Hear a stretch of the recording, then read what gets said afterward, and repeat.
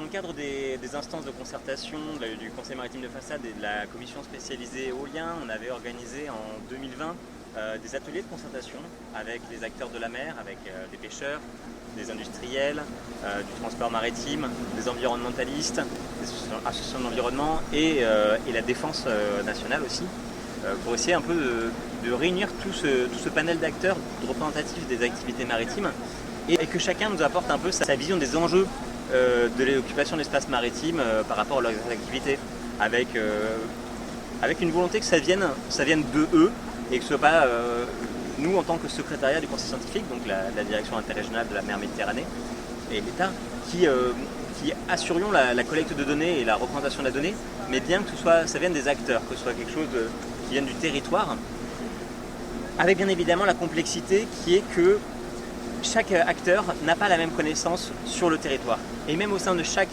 groupe d'acteurs, la connaissance n'est pas équivalente à tout. On peut voir que, par exemple, sur les poissons, les mammifères marins, les tortues, les habitats, on a déjà pas mal de connaissances qu'on pourrait encore affiner. Sur les oiseaux, on a lancé un programme d'acquisition de données sur 3 ans pour essayer d'acquérir davantage de connaissances à l'échelle du golfe du Lion. La pêche, quant à elle, avait davantage un enjeu plus lié à la réglementation, puisqu'ils sont limités au niveau de la taille de leur bateau, au niveau de la capacité de charge de leur bateau et de la localisation des ressources. La défense, de manière générale, entre l'aviation, les sous-marins, les navires, avaient quelques enjeux qui pouvaient être transcrits d'une certaine manière, mais pas en totalité, par un souci de question de sécurité. Voilà. Tous nos acteurs avaient chacun des enjeux et on s'est retrouvés avec des cartes à la fois d'enjeux, à la fois de sensibilité, à la fois de risque d'effet, de l'impact de l'éolien sur les filières en elles-mêmes. Donc ça montre une chose, c'est qu'on peut encore avancer sur la connaissance, et la connaissance dans tous les domaines d'activité. Voilà.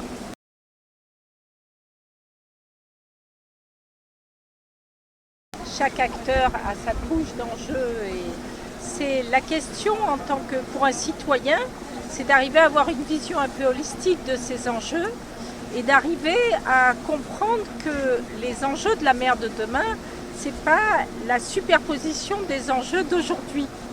Il y aura encore d'autres problématiques demain, donc il y a un peu une souplesse à garder en tant que citoyen parce qu'on ne maîtrisera pas et il y a les données dont François parlait, les données de demain sur les oiseaux, on les aura que dans 3 ans, donc il va falloir travailler sur ce territoire maritime. Voilà, ce qui est intéressant, c'est déjà de voir que tout le monde n'est pas arrivé avec le pistolet sur la table, qu'ils ont chacun essayé au moins d'écouter l'autre et ça peut nous aider pour l'avenir, pour réfléchir encore de manière plus complexe, d'utiliser la complexité comme un outil de travail, que ce soit pour les scientifiques, pour les donneurs d'ordre, pour les industriels, pour construire, en tout cas, accompagner la mer de demain dans sa biodiversité, dans son rôle dans l'économie de l'énergie, puisqu'elle a un rôle à jouer. Et même en dehors de l'économie de l'énergie, les documents stratégiques de façade qui sont produits à l'heure actuelle avec le concours des acteurs locaux ont aussi vocation à améliorer la connaissance, voilà. Améliorer la compréhension et l'évaluation des impacts cumulés de l'ensemble des activités qu'on a en mer. On a un vrai travail là-dessus à se faire dans les prochaines années.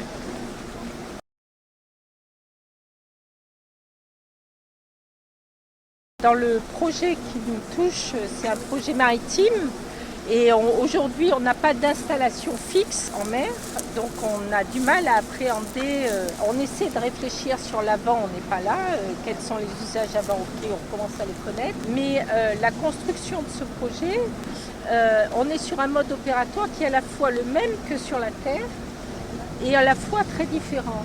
Le même, on l'a vu quand on est allé tout à l'heure sur cette friche industrielle. Si on réfléchit, avant il y avait des marais qui ont été remblayés dans les années 70. On y a installé une petite activité d'accompagnement des dockers, donc des locaux très bien avec parking, espace vert, etc. Un jour J, tout le monde a déménagé pour des raisons que je n'ai pas bien comprises. Et puis le bâtiment a été fermé à clé. En l'état, point barre. Cette manière de faire, de déprise industrielle d'activité dans un site majeur du sud de la France, c'est pour le moins étonnant. Ma question, c'est là, on sait que les éoliennes, on les construit sur 30 ans.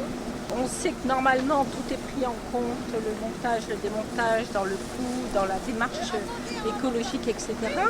Mais on ne peut pas se permettre de se retrouver en mer, on n'a pas le droit d'intervenir comme ça. Donc je dis, est-ce qu'on est capable de prendre la leçon de ce qu'on a vu tout à l'heure sur cette petite activité désaffectée dans une belle et grande site industriel pétrolier, et pas que, pour notre futur projet.